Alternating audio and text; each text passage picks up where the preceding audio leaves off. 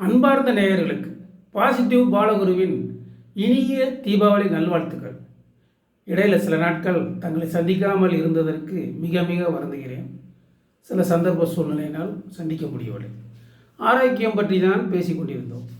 மது, மாது, சூது, ஊதுனா சிகரெட்டு வச்சுக்க வேண்டியது.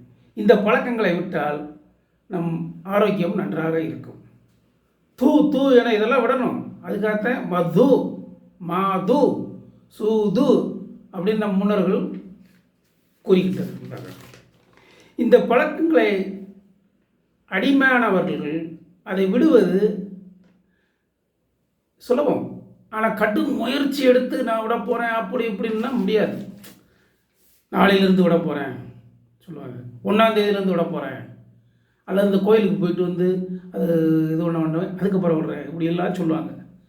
அது எதுவுமே நடக்காது. நடக்கும் 2 நாள் இருப்போம், அப்புறம் அப்படியே திருப்பி இழுத்துட்டு போயிடும்.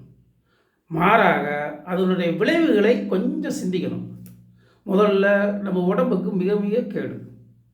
2வது நம்ம குடும்பத்தை நினைக்கணும். இதனால் பாதிக்கப்படுறது நம்ம குடும்பம்தான். சரி, பொருளாதார ரீதியாகவும் பார்க்கணும். வீண் செலவு இதெல்லாம் நினச்சி சிந்தனை பண்ணி அமைதியாக இருந்து சிந்தனை பண்ணோம்னா நாளடைவில் விட்டுடலாம். சிந்தனை பண்ணி இந்த சிந்தனைக்கு தான் முக்கியத்துவம் கொடுக்கணும். சிகரெட்டை விடணும்னா அந்த இதுக்கு வரவே விடாது. இந்த சிந்தனை நம்ம மைண்டில் ஏறி நம்மளை அப்படியே மாற்றிடும். சரி, ஒரு சின்ன உதாரணம், மது அருந்தணும் அப்படின்னு ஒரே வெறித்தனமாக இருக்கும் சில பேருக்கு. அப்போ என்ன செய்ய, கோயில் குளத்துக்கு போகிறவராக இருந்தால் கோயிலுக்கு போகலாம், மனசை மாற்றிக்கலாம்.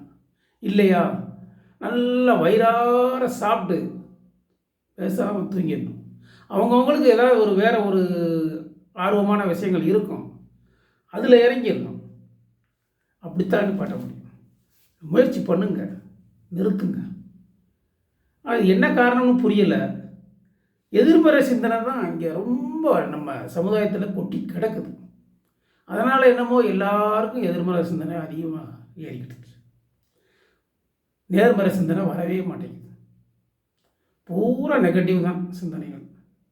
எதை எடுத்துக்கிட்டாலும், உணவு எடுத்துக்கிட்டால் என்னென்னமோ தேவையில்லாத உணவுன்றோம், மனசளவில் ஏதாவது தேவையில்லாத நெகட்டிவ் வேலைகளை செய்கிறோம். இந்த மாதிரி நம்ம செயல்களும் சிந்தனைகளும் பாசிட்டிவாக மாற வேண்டும். இந்த சமுதாயத்தை முழுமையாக பாசிட்டிவாக மாற்றுவதற்கு எனக்கு இந்த பிரபஞ்சம் துணை நிற்கும் என்று உறுதியாக சொல்லுகிறேன். அதனால் எதிர்மறை சிந்தனையிலிருந்து நேர்மறை சிந்தனைக்கு அனைவரையும் மாற்றுவதற்கு நான் ஒரு கருவியாக செயல்படுவேன். தற்போது தீபாவளியை சிறப்பாக கொண்டாடுகிறீர்கள்.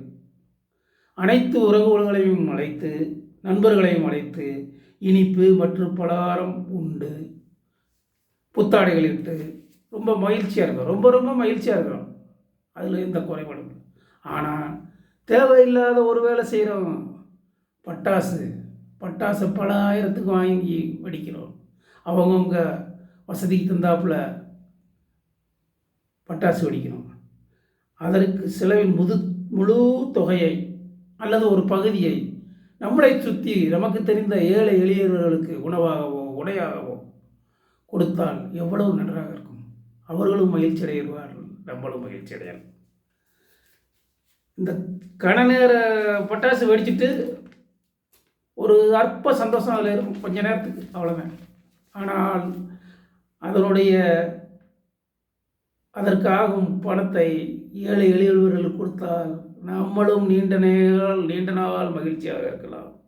அதை பெற்றவர்களும் நீண்ட நாள் மகிழ்ச்சியாக இருந்து நம்மளை வாழ்த்துவார்கள். இறைவன் நம்மளோடு இருப்பார். பிறருக்கு நம்ம உதவி செய்தால் இறைவன் நம்மளிடம்தான் இருப்பார் என்பதை மனதில் வைத்துக்கொண்டு எல்லோரும் செயல்பட வேண்டும்.